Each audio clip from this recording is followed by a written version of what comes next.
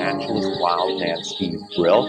You're watching the Inquiring Naturalist's Foraging with Wildman series, brought to you by the Queen's Greens. I teach people about nature and ecology, focusing on edible wild plants, and this show covers a wide range of nature, ecology, and scientific subjects, as well as some artistic ones. My special guest today is Chris Allan, and I met Chris back in the early mid-1990s. He had bought my book on foraging on wild edible plants, started coming on my tours. We shot some videos together and have been collaborating ever since. He was a guest on a previous show where he used natural wild plant materials to start a fire in the studio and set off all the smoke alarms. But he's here in one of his other roles. He's a computer expert, but he also does very unique things with high-quality photographic imaging.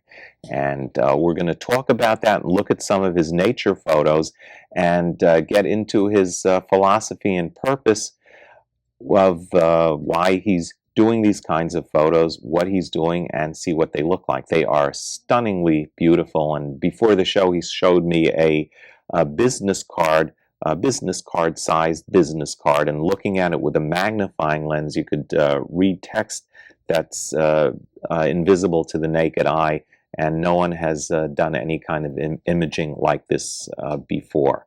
Hi, Chris. How you doing? Hi, Steve. Thanks for having me on your show. Okay, why don't you tell us basically what your philosophy of photography with nature is, and a little bit about what kind of methods you're applying.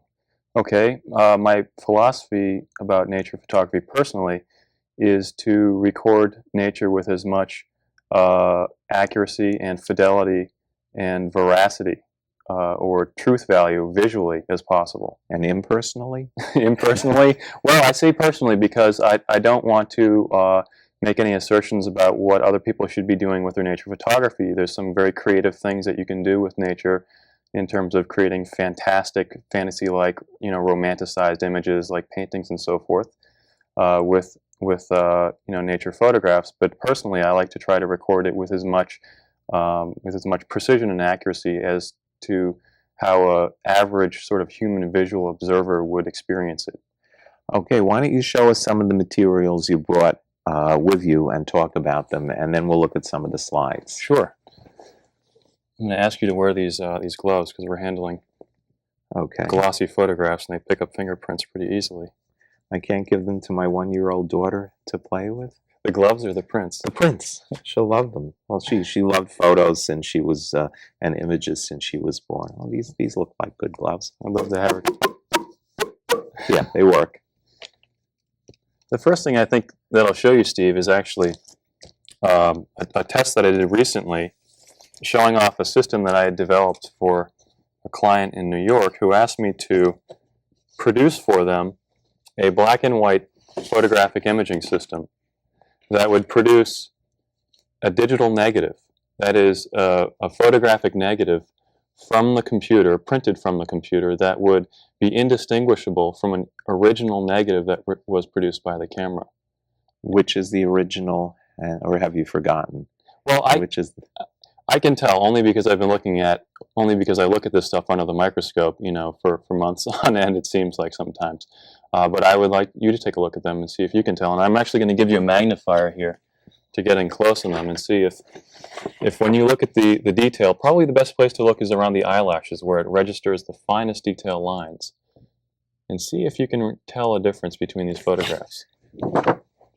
Now, in theory, the original negative should contain more detail, because the reproduced negative that has been, the original negative scanned into the computer, processed and printed out from the computer to a new negative, there should have been some loss of information in that, just like when you copy a tape on an audio cassette recorder. All right, if I'm not imagining it, maybe this one is the original. Okay. And why do you say that? It looks like the eyelash is a little bit darker and crisper, although going from one to the other, it's hard to remember the visual image in my brain. Okay, let me take a look. I have to actually Let's see. take a look myself because it really isn't all that easy. And I presume this is not something that anyone else is able to do. Chris has developed his own equipment, his own software, his own methods, and no one else does anything like this. Have you figured out which is which? The timer is going. The timer is ticking, so I'm going to say you're probably right that this is the original, the one that you picked out, and the other one is the duplicate. Now, I'm going to have to say the only reason you're able to tell that is because you loop the image with a high-powered magnifier. Oh yeah, I'd never be able to tell it. And I also work with imaging myself. I do painting and photography, nowhere near your level. But I mean, this T-shirt is my own design photo of Central Park with photos of some of my paintings. And I wish you had done it because the paintings, at least on the T-shirt, don't have anywhere near the clarity. I guess you can't do that much on a T-shirt as the originals. You probably can. This medium that I choose to work on, which is usually called a silver-based medium, which is photographic film and photographic paper. It's called a silver-based medium because it's actually sprayed or coated with silver, tiny silver crystals. These tiny silver crystals are so small that they're able to register finer details than any other process, such as spraying ink on paper like the popular inkjet printers that people have at home. Or there's various other methods of transferring ink and dye or pigments onto various mediums. But Hi-ho silver. Right, hi-ho silver. So let's look at some more images and keep telling us what you're doing. Okay. So let's move this out of the way where it's safe. Okay, and what is the next one? This is an image. Abstract. It is. It's abstract, but it's also it's a photograph of a Japanese maple that is. You actually have it turned the wrong way. Let's turn it this way. Okay. And this is a very high detailed image. There was a lot of detail that was captured during the photograph, during the taking of the photograph, and translated into this paper. It's a very soft matte paper that renders things very warm, gives it a very warm feeling. Beautiful photograph. And turns out that when the leaves are, and I didn't know this until recently, when the leaves first appear in the spring, they are edible, but only raw. Japanese maple leaves? Yeah. I know that of other maples, but I didn't know with the Japanese maple. Yeah, this is one of the best. Okay, let's see what else. Tasting? Yeah. Let's see what else you have here. This is something I think you'll be particularly interested in, given your specialty. Absolutely gorgeous mushrooms. Now this is a reproduction for scientific purposes of the colors of various fungi. These fungi are part of a census that's being done at a nature sanctuary. One of the problems with doing color reproduction or printing photographs onto paper is that the colors get significantly distorted at a number of stages through the color process or the printing process. What I'm doing is I am isolating the areas of distortion and eliminating them to reproduce color with a lot higher accuracy than has been done before. I'm going to limit the scope of technical jargon that I get into because it can actually get pretty crazy, and just try to stick with some basic terminology here. But one of the things that I'm able to do is reproduce very, very high levels of gradation that are not possible using other processes. Well, a lot of these are on your website, criticalimaging.com. Well, the photographs themselves aren't necessarily posted on the website, but there are other things that you can see there. I've seen a lot of your mushrooms. Okay. Yeah, and these are gorgeous. I know these mushrooms. I find them very, very often in the wild, and even on the monitor in the TV studio, which probably distorts a lot, they are very, very beautiful and pretty true to life. Okay, now what are saturated colors? That's the next thing we're looking at. In the printing process, it's very difficult to reproduce highly saturated or strong colors accurately. Neon, for instance, would be considered a saturated color. What I'm doing here is what would be an unsaturated color? an unsaturated color. No, those yeah. are saturated, aren't they? Well, pastels are actually saturated, light saturated colors. What about watercolors? Is that the opposite? It depends on the watercolor. This blue of my shirt here would be considered an unsaturated color. The green of your pants is an unsaturated color. Basically, unsaturated means that you have one primary color with the two other colors mixed in, sort of dirtying it up. The complements. Mm-hmm. So that you're canceling out some of the color. Exactly. It's Okay, almost like yeah. adding. Yeah, you do that when you're painting. I do paintings, and if a plant is a dull green instead of a light green, I'll use the complementary color and mix some of that in with the green, which is similar to adding gray, but works a lot better than just adding gray paint to the green. And then you get the color. You get the color much more accurately. You keep mixing the colors before you paint until you get the right color, or several colors, and then you sort of lay them on one at a time, or start mixing them together when they're wet. So you're doing something similar with a photography, and you're going completely in one direction here with the saturation.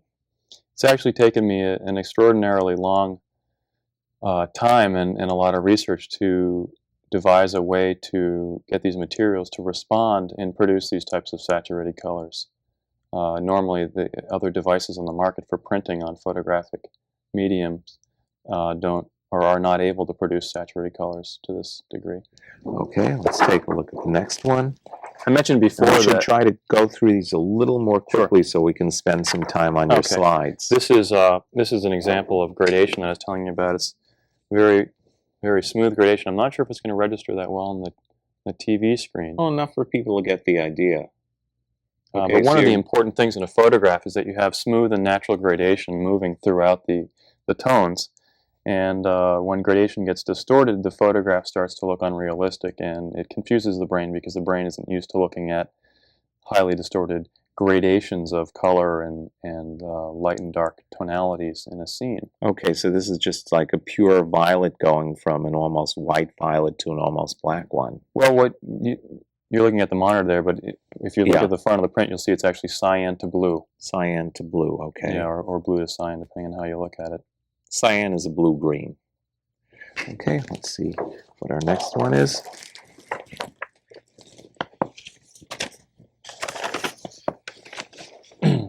This is an example of colors that are extremely difficult to reproduce. They're represented here from art that I've photographed, which reflects the light similar to the way that a prism splits out the colors of the rainbow from a light source. So that would be like in nature, you'd have iridescent wings of butterflies doing this kind of thing. It's precisely that. And that's something that science has just recently started to understand. It occurs on an atomic level with a phenomenon called diffraction, where the light is actually bent the same way raindrops will bend light and create a rainbow, but it's happening at a microscopic level and making the butterflies iridescent. Yeah, that's what this reminded me of. Yep, that was a good assessment there. And this particular glass that's being used is called dichroic glass, and it's sprayed with various types of metal oxides like titanium oxide. And they what they do is they refract and diffract light in such a way as to produce interference patterns. And these interference patterns, much like a diffraction grating used in it's in various types of science. Yeah, when two waves hit each other, if the crest and the trough meet, they cancel each other out, and if the two crests meet, then it's doubly amplified, and you get these kinds of effects with light waves. And get some incredible colors. So someone used this for the purposes of art, and you were able to capture it on film, which normal photographic methods don't do. Normal photograph methods do not do that, but even more difficult than just capturing it is printing it, because in order to be able to reproduce these colors, you need to be able to produce extremely clean, saturated colors. And that's something that I've been doing lately in my research in the past year or so, is focusing just on being able to output to paper these hyper-saturated colors. With the silver base. Well, they start out with a silver base, and so a lot of the silver is actually removed in the developing process of the paper. Mm-hmm. That's in color medium. In black and white, the silver is left in the paper. Okay, let's see what else you're doing.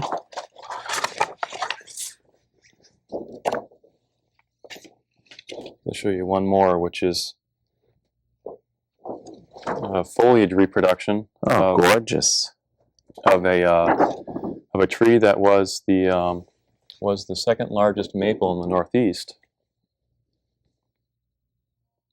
It actually came down in an ice storm 2 years ago, or I believe it was a year ago. That's a shame. And how did you get all the different colors here? In this case, it wound up requiring that I use my own processes in the computer to locally isolate the various hues as they were recorded in the film and correct them for the print. Now, I say that because a lot of people assume that photographic film records things fairly honestly and accurately and precisely as far as the human eye sees it. And that's not true. Photographic films have a wide range of variance in how they respond to light and how they record color. And the film developing process also happens to distort colors in different ways depending upon where you bring it and how people are developing the film. So how do you know how to correct it if the original photograph is already incorrect? Exactly. Well, in this case, you have a few ways you can go about it. In this case, I couldn't correct it back to an objective starting point because I did not measure it in the field spectrometrically, which is to record the actual spectra or wavelengths of light as they reflect off of various key objects in the scene, like leaves. If I wanted to measure the yellow of a leaf in a scene, I could actually use a spectrometer or a spectroradiometer to measure the reflected light off of the leaves. Okay, precise scientific instruments. So what did you do? Yes, what did you do instead? In this case, I had to rely on my experience of having made prints for years and having made photographs for years on as to what appears most natural. And there have been books written on what appears natural in photography, or what is nature, what is natural in photography. Photographic engineers and film engineers have been working for decades trying to iron out the particular quirks of the response of photographic film and photographic papers to make them reproduce what you're taking a picture of with some degree of naturalness or realness. So you basically use your artistic judgment.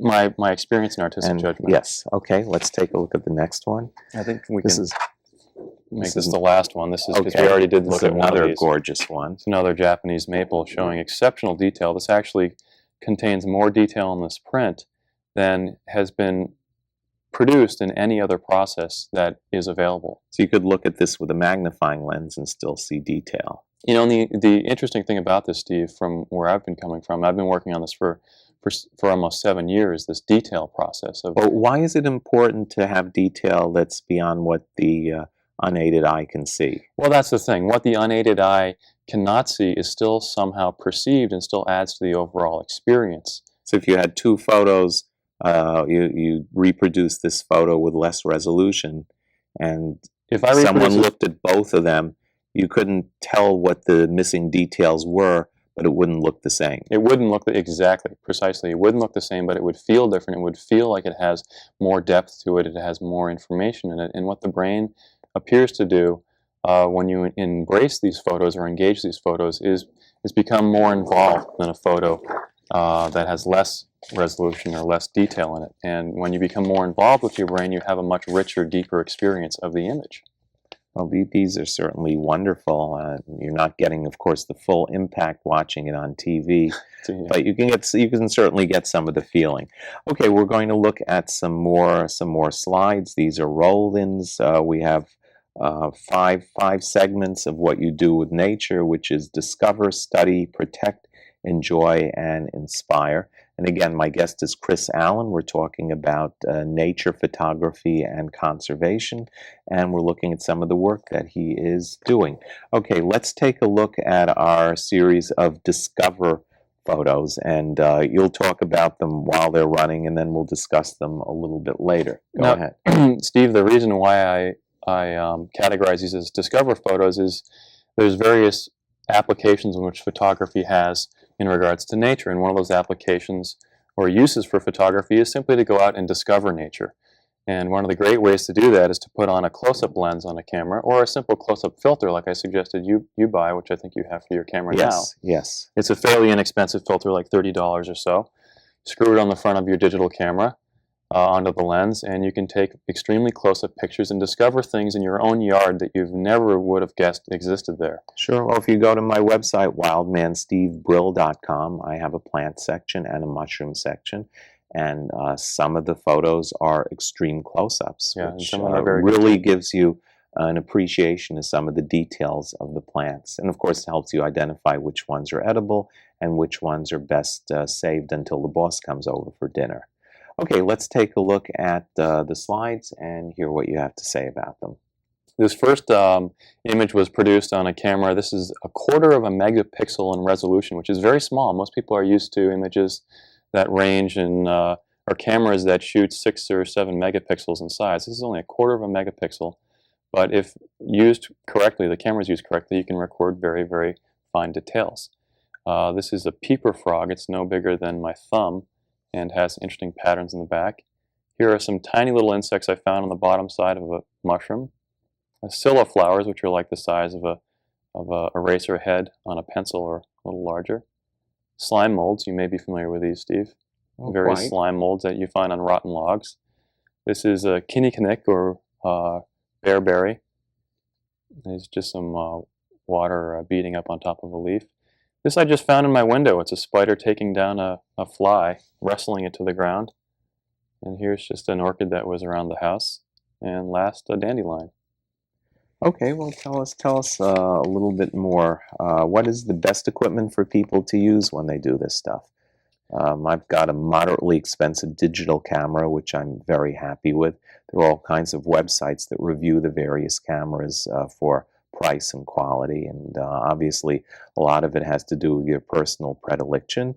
They're not particularly difficult to use. You can do point and shoot, or you can get moderately involved with the technology, which is what I've done, and to learn a little about Photoshop to process the images. What is your take on this for people that are photographers or may be inspiring photographers?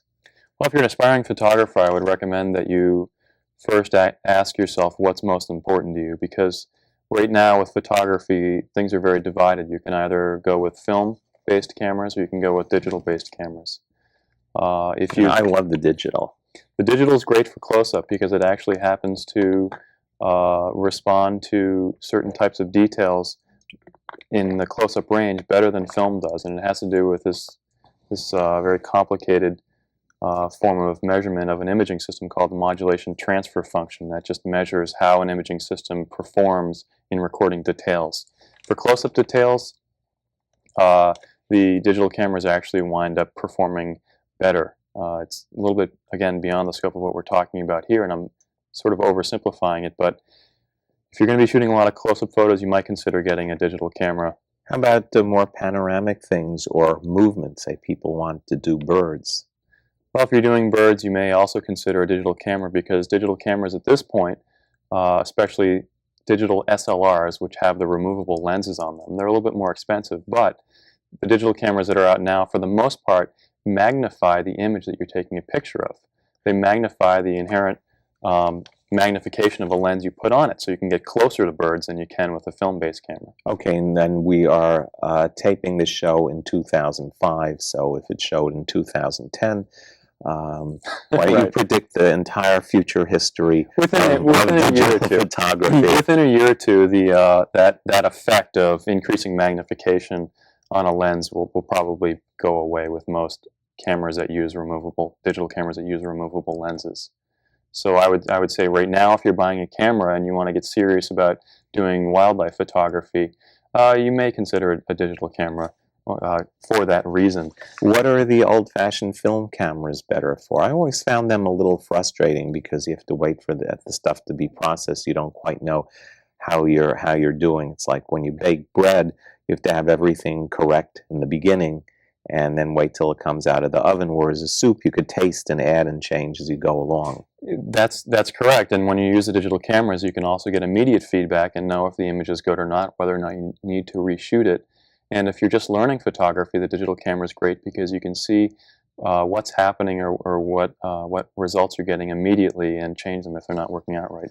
The film cameras work out better, Steve, when you're taking pictures, panoramas and landscapes and things where you have a lot of fine detail on them. The digital cameras do very poorly relative to film cameras, and I'm speaking a little bit liberally here about that, but in general, film cameras perform a lot better for landscape photography. I'm really glad you said that because I do detailed close-ups with wild plants and mushrooms, and then on my website, if I have a tour, say in Tarry Wild Park in Danbury or Alley Pond Park in Queens, I'll take some panoramic shots with the digital camera and put them on the description of the tour on my website. And yeah, I have a calendar of events on the website. You click on Alley Pond Park, May 22nd, and then it starts with a picture of Alley Pond Park that I took, description of what we're going to find, and a couple of photos of close-ups of some of the plants.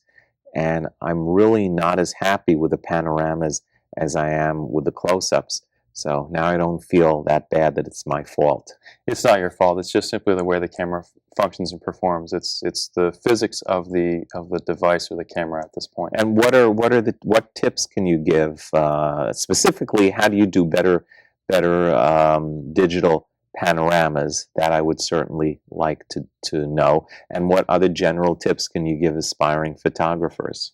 Well, the tips for doing panoramic digitals would be simply stitch your photos together. Take a series of photos of what it is that you want to create a panorama of, and use software. Yeah, the camera has software to stitch stitch the photos together. That way you're getting more information. You can zoom in, take 6 photos to make 1 photo, stitch them together, and you'll get a lot more information that way. Oh, that's one way to handle it, but it's difficult. It's very difficult to do that with landscape photography because the wind is blowing the leaves and the clouds are moving and changing with the wind and the light's changing. So if you don't take the pictures very quickly, like within a 500th of a second, which is impossible, then you're going to see some areas where the stitching doesn't match up, unless it's a very, very still day and there's not a lot of wind.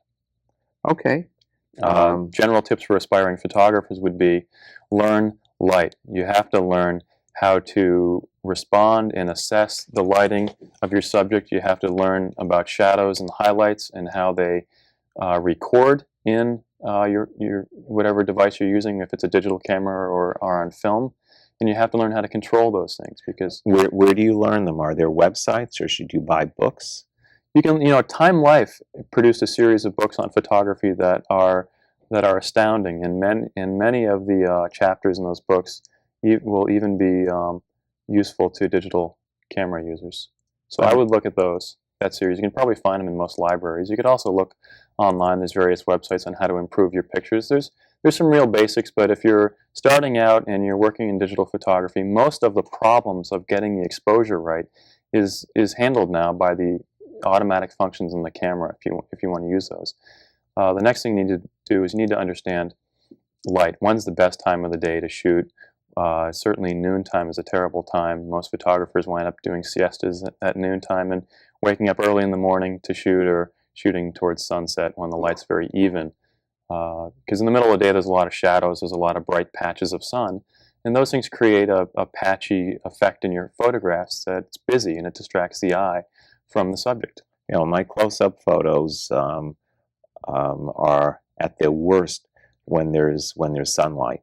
So Yeah. you get overexposed areas where the sun is shining, and normal areas, and even with Photoshop, I can't correct that. The quick solution there. It's where my Where your hat comes and in, right? position myself so that my hat is between the sun and the subject matter. Exactly what I was going to say. And Create a shadow. Then it works pretty well. It's counterintuitive to shoot something, to put something in a shadow and then photograph it, but you'll see that once the camera adjusts for the overall brightness of the exposure, things in shadows are a lot more evenly lit, and they tend to be more pleasing to look at.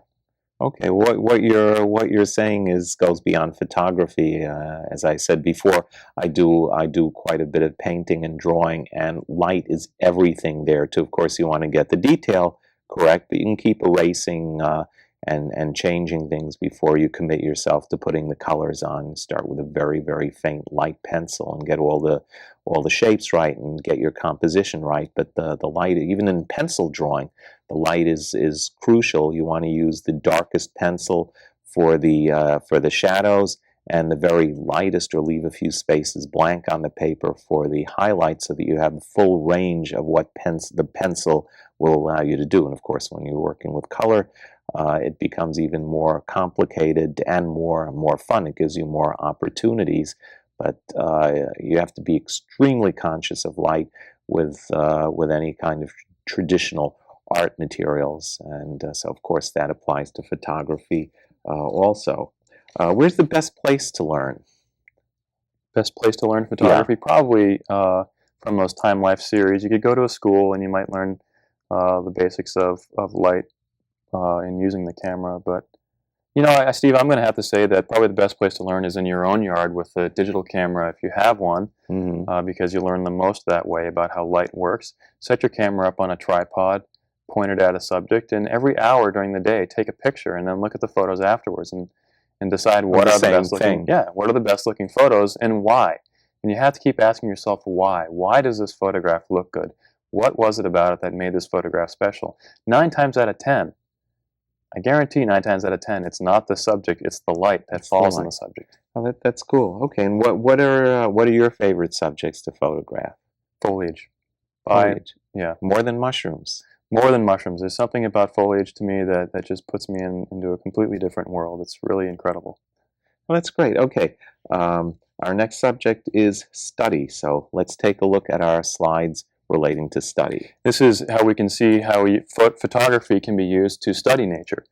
And in this context, I used photography to help out a nature sanctuary to study wood turtles, as you can see here. And they were identifying and recording individual wood turtles that were part of a study in a pond habitat that they were putting little radios on to trace their behaviors. And up in the upper right-hand corner, you can see the patterns in their bellies, which are distinct for each turtle to a degree, and they needed to record that. And remember, later on, they could identify the turtles. Here we're standing in front of a table full of mushrooms that we've collected, and here we are in the field, down on the ground, in the dirt, getting dirt time down, looking at mushrooms close up with magnifiers. And we're going to see now some of the mushrooms that we find. Steve, do you want to say what these are? Yeah, that's the puffball and aspic. That looks like a scaber stalk. That looks like an earth tongue. That's a dead man's finger. And looks like chanterelles. I'm not quite sure. False chanterelle? False chanterelle, okay. Gem-studded puffball. And that's your beartooth mushroom. Those are beautiful. Lacaria lacata doesn't have a common name. Unless it's the sandy Lacaria, and Gyromitra, and those are shaggy manes, which are delicious. That's Gyrodon mureuloides ash tree bolete. And this here is this. This is a spreadsheet of all the census data. I didn't know I was going to have a test. You did very, very well. That's a spreadsheet of all the data that's collected on these mushrooms, and once we identify them, and then they can be used to create a picture of the ecology on this sanctuary. There's actually over 2,000 species on this particular sanctuary, which is not actually that big at all. Species of damselflies, dragonflies, moths, various amphibians, reptiles, the birds, the mammals, and the fungi. You're not going to get a complete inventory. A bird will come from somewhere and land there at a different time, and the fungi can be in the ground. The mushroom might come up once every 10 or 20 years. Right. There will never be a complete inventory, but it's nice to be able to, I'm not actually working on the data analysis of it, but the scientists behind it are trying to study relationships and correlations that they see between the occurrence of these various species during different years. Well, the fungi totally indicate the health of the ecosystem.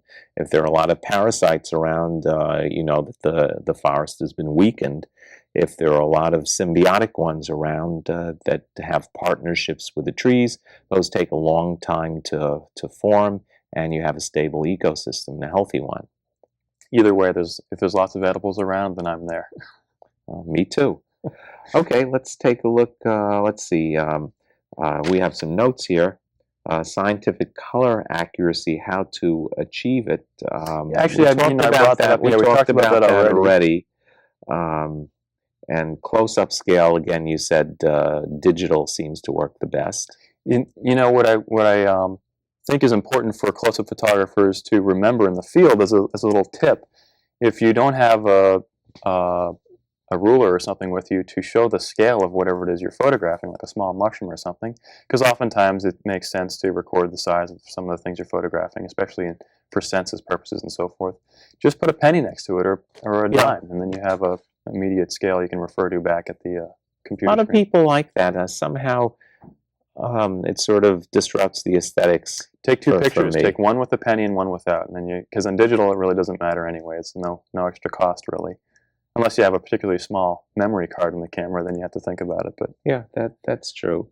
And how much detail do we need in science? Well, it depends on the image. Some images, a lot of methods of recording that I've noticed scientists using in the field with digital photography are fairly inadequate to get a picture or a sense of various surface characteristics and so forth of the materials that they're photographing. In forensics, for instance, and in crime photography, the FBI recommends that crime photographers still shoot with film cameras because film registers the most amount of detail. Like I said, for close-up detail, the digital tends to render the close-up detail more sharply, but it doesn't record more detail, and that's a little bit confusing. What year do you think it'll catch up? Again, well, there are some people right now. 2000. We're in 2005. Someone watches this 5 years later. By and large, right now, most people, including professional image processing houses in the city, where you can bring your film and have it scanned on these very expensive scanning machines, will still not be able to recover more than about 2,000 to 3,000 points of information in an inch from your film. Now, I say that because what I'm doing is a little bit different. I can go many times higher than that, but it's not available to most people. So most people need to know that their limit really falls off at around maybe 2,500 points of information per inch that they can record in film. Now, with some of the digital cameras, they actually do all right in that regard, and can approximate that somewhat. So it may not make that much of a difference for most people. The FBI thinks that you should be shooting film. Most people can probably get away with close-up. For close-up photography, get away with digital cameras. Okay, and again, this is Foraging with the Wild Man, part of the Inquiring Naturalist series. I'm naturalist wildman Steve Brill, talking to photographer and conservationist, computer expert, primitive technologist Chris Allan. We're talking about some not very primitive technology today, and we're talking about his concepts of photography and what he's doing. Let's take a look at our next series, which is using photography to protect nature. In this series, I show some images that I've been working with various conservation groups on.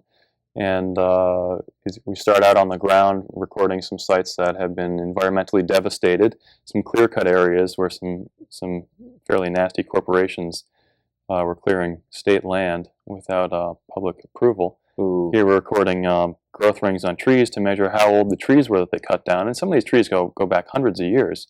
And here we are in the air measuring some of the sites that are about to be cut down and about to be sold off by pretty evil politicians.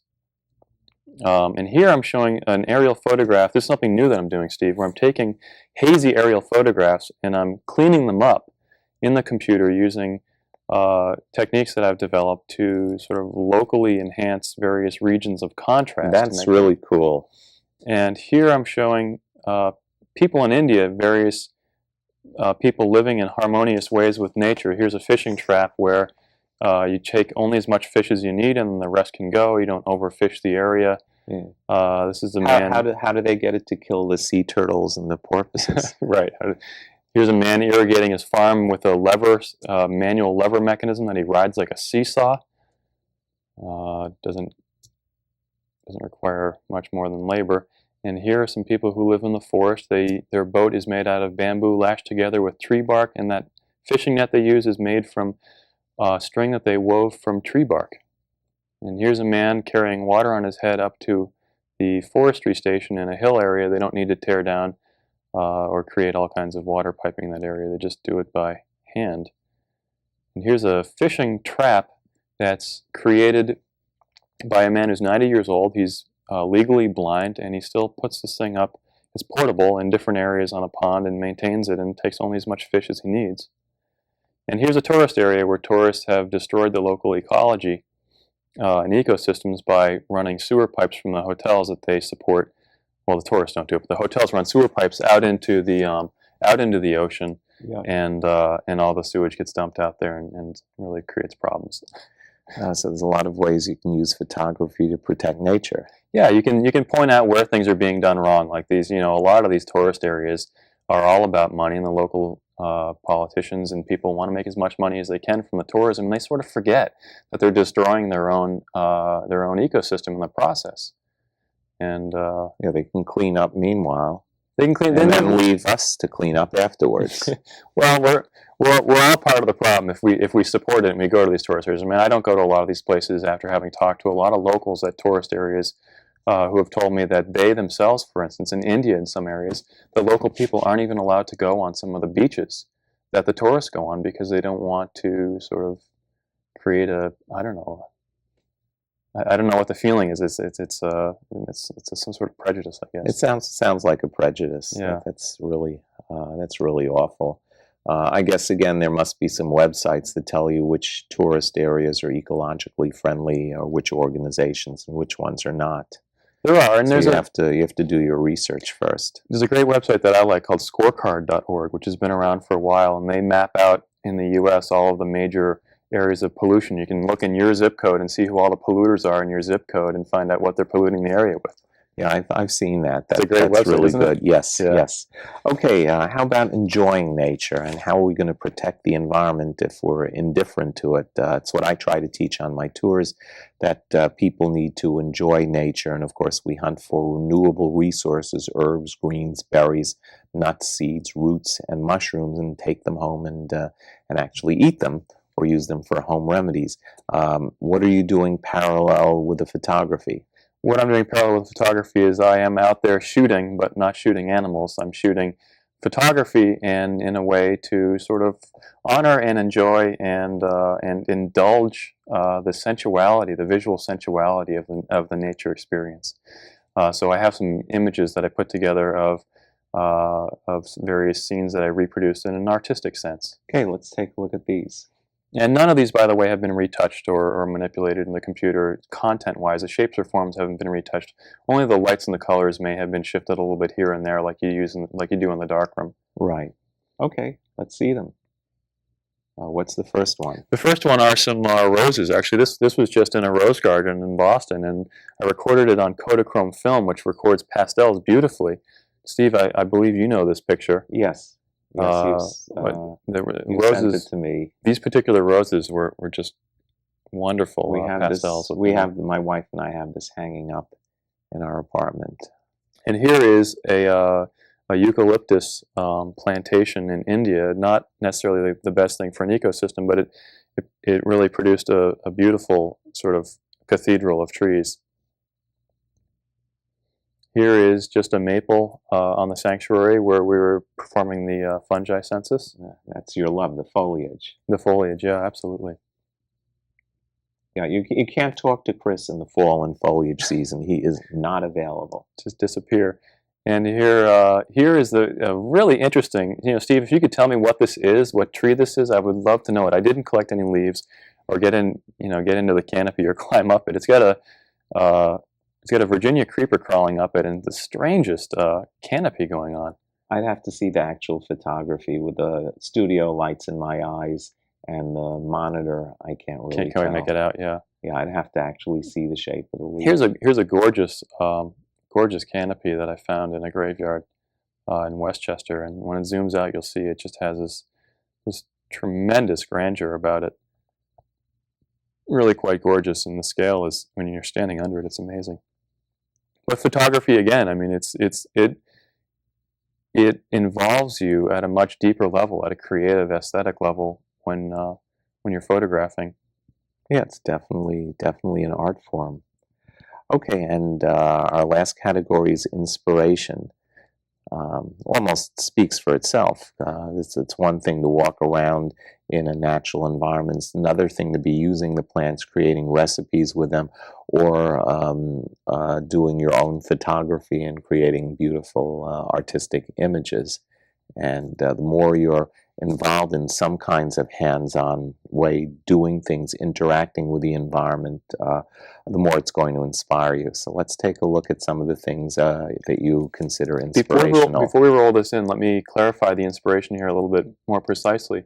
What I intend to do with my photography and the inception of my system was based on the desire to inspire people to go out and try to find things in nature, instead of taking photographs and compositing elements of nature together and creating photographs in the computer.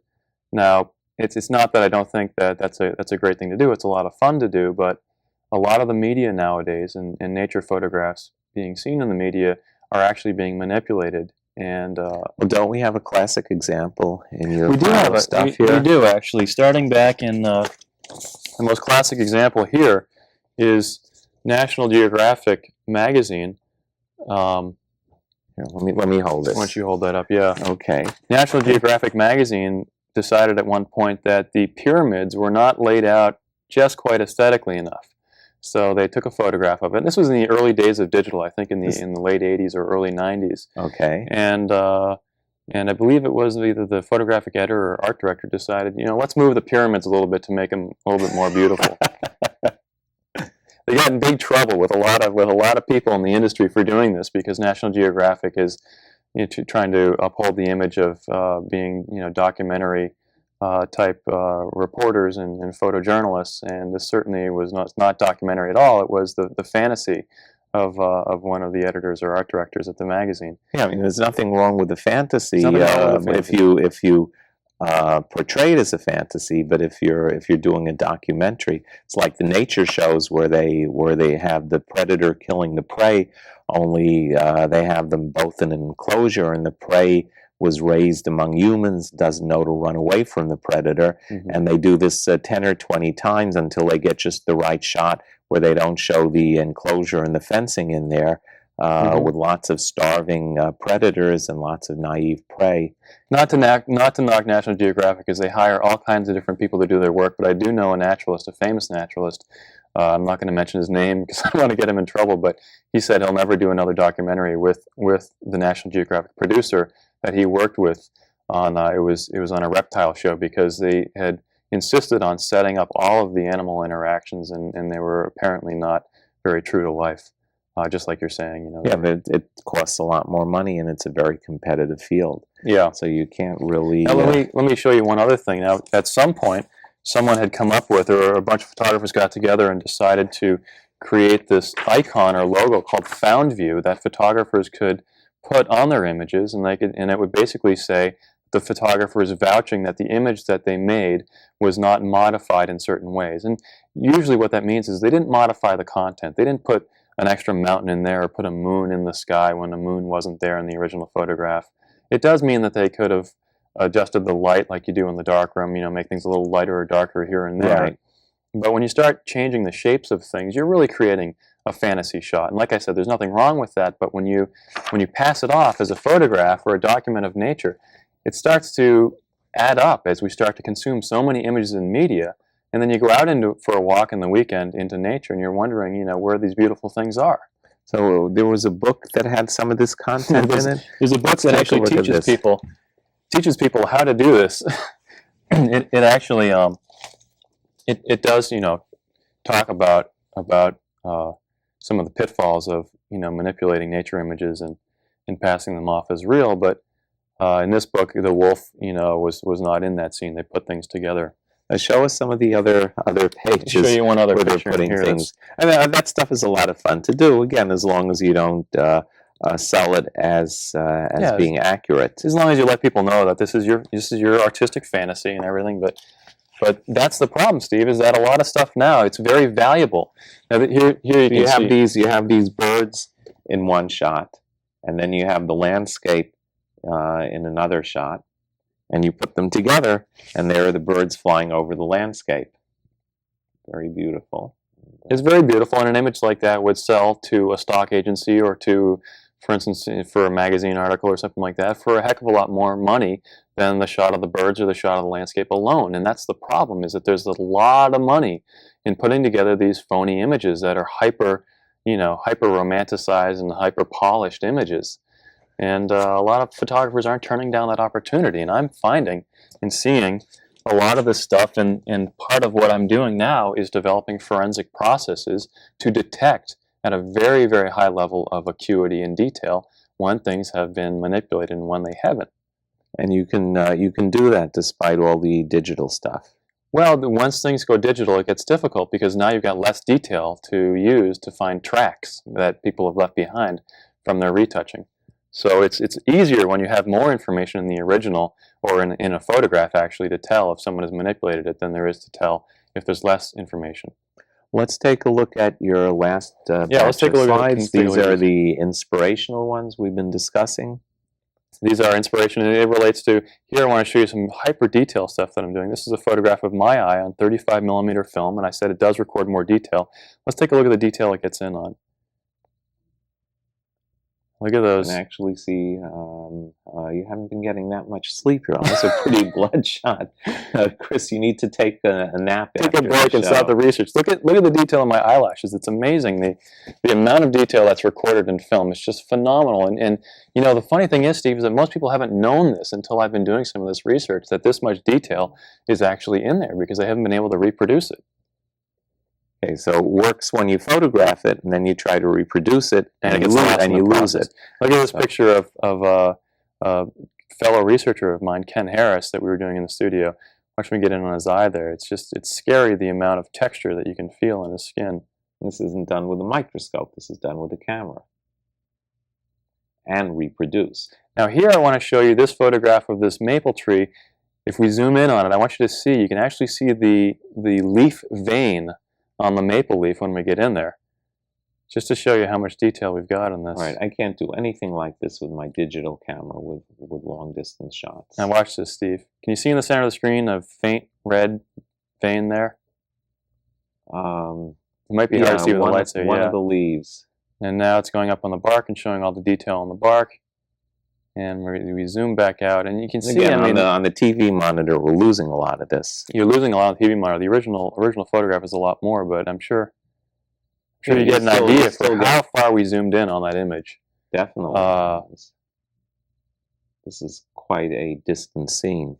It is very new. A lot of people, not knowing this, think that digital is actually a lot better than film, and a lot of websites and even imaging experts are, saying that this is that digital has now exceeded film, and it hasn't really at this point. Well, it will certainly get there. So, what are some of your thoughts about general thoughts about nature and conservation in relation to film and people? One of the primary concerns that I've had over the years in talking to people about nature and photography is that, Steve, I'm getting the sense that people who aren't out in nature every day and who wind up being in a 9-to-5 job and going home and spending a lot of time in front of the TV afterwards, or reading and so forth. And there's some people that are just afraid of nature. They will not. It's like a bee that never leaves the hive. They will not go away from walls and people and human-made objects, and they just have an aversion, a biophobia. Yeah, but even people who don't have that phobia and who are interested in nature, but who consume more on the level of various media outlets like magazines and books and TV and movies and so forth, their impressions of nature appear to be, well, I think all of our impressions on a sort of subliminal level are getting changed to expect nature and to have a map out nature in a way that's not really the way it is, because a lot of the images now are manipulated. Yeah, well, the kids, I do nature walks with kids. Well, when are we going to find animals? What are the once I show them the edible plants, they start picking them and collecting them, taking them home. It's a whole different mindset. But to begin with, they've all watched the Nature Channel with large animals either eating small animals or the small animals get away for or animals that have been caged. Yeah, so on a parallel to that, and now, that's it. That's all of nature. That's all of nature, right? There's this fascinating things you can discover in rocks. The plants and mushrooms are wonderful. They're just the structure of the soil and learning about that, and looking at things with magnifying glasses, and they don't have any idea that that's possible. Yeah, actually, what you taught me, my survival teacher taught me to be fungophobic or mycophobic and to fear mushrooms. And it wasn't until I met you and you taught me, a lot about mushrooms, most of what I know, that I realized that they are just absolutely incredible forms and shapes and colors and smells and flavors of those that are edible, and it's just an incredible thing to experience. Well, we'll have to do a show with your mushroom photographs and talk about the mushrooms on the basis of your photos. That will be a lot of fun. Our time is almost up. I want to thank you for bringing this unique view of nature through a photographer's eyes, and talking about imaging and reproducing photos and detail and honesty in artistic photography, and some of the fakeness, and how photography fits in with conservation, with the whole mindset that we need to change to make our planet more survivable. So thank you very much. This has been a pleasure. We'll have you on again. Thank you, Steve. And this has been Foraging with Wildman, part of the Inquiring Naturalist series, brought to you by the Queen's Greens. I'm naturalist Wildman Steve Brill. Check out criticalimaging.com, which is Chris's website, and wildmanstevebrill.com, which is mine. Go out into the natural world, participate, enjoy, and help protect our planet. Thank you very much for watching. Now, if you'd like to learn more about edible wild plants, you can certainly check out my website, get my books signed by me. Otherwise, Jeff Bezos gets to take another trip into space at my expense. And you can buy my foraging course, Foraging with Wildman and Violet, from my website. It's $100. You have that on Google Drive forever, and it saves you a lot of money. As you keep learning the plants, your grocery bills go down. You get incredibly nutritious, tasty herbs, greens, fruits, berries, nuts, roots, and seeds, and once you learn them, you will know them forever. So here is a trailer, and again, you can pay me on Venmo or Zelle, and include that you're buying the video course and your email address, and then you'll get it forever on Google Drive. Take a look at the trailer, and take a look at my website, and if you're in the area, come on some of my foraging tours. Hi, I'm Wildman Steve Brill. And I'm Violet Brill. And we're going to be teaching you about foraging. There are hundreds of very delicious common renewable plants that you can identify with 100% certainty that is necessary. And you can use them to cook with and to eat, or you can use them for... First thing we look at is poison ivy, so you can avoid it. We also do lots of very good, healthy recipes. Grain mill. I also Just turned on the oven and set it on 375 degrees. And here's Wisteria the parakeet, who likes to help me cook but can't go in the kitchen because it's not safe for birds. But this is not in the kitchen. This is called lemon balm. Lemon balm's a type of mint. It has scalloped edges, has fuzzy hairs on the leaf stalks and on the stem. It has leaves that are opposite from each other, so they're directly across from each other, and then they alternate directions. This is my pen and ink drawing of wild watercress, showing what it looks like in the sun. Hey, this is Wild Man Steve Brill, and I'm going to be making stick pudding. Here are the sticks. Probably without the airspace, about 1 cup of black birch wood. And at this time of year, it has gone to have a large stem. It's no longer in a basal rosette. The leaves come out from the stem. They're much larger and much more wavy. It's still bitter, and the only good thing you can do with the leaves now is make them into chips, like kale chips, with a sweeter spread on it. So this recipe made 3 cups of pesto, and it'll last for quite a few days in the refrigerator, and it freezes really well too.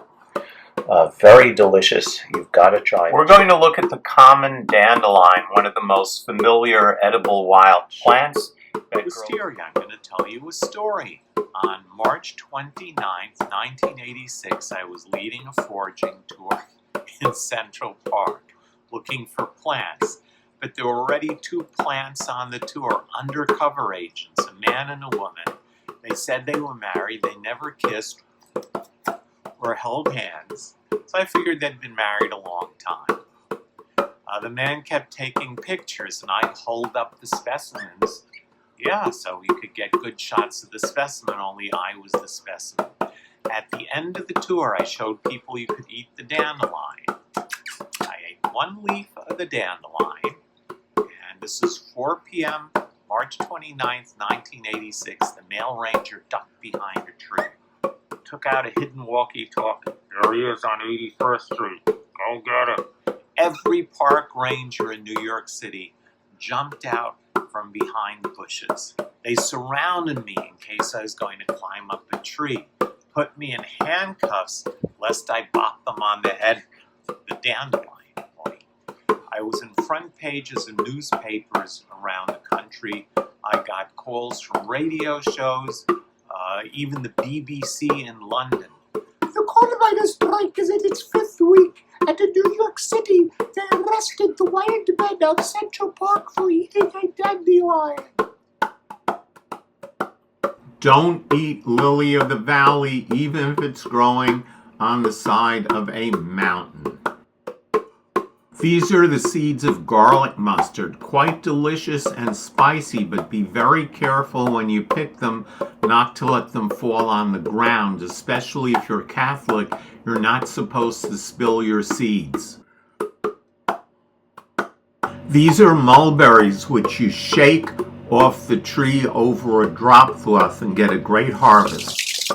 Shake that thing, wild man, shake that thing.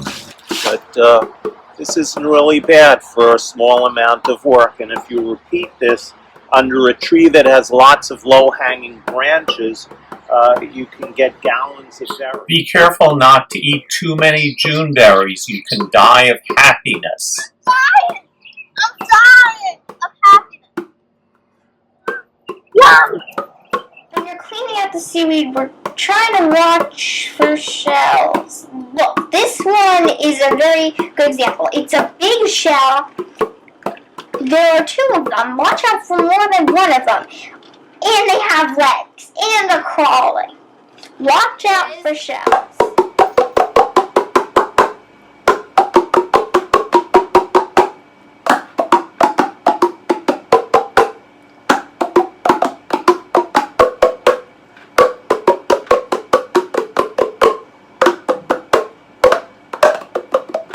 This is the natural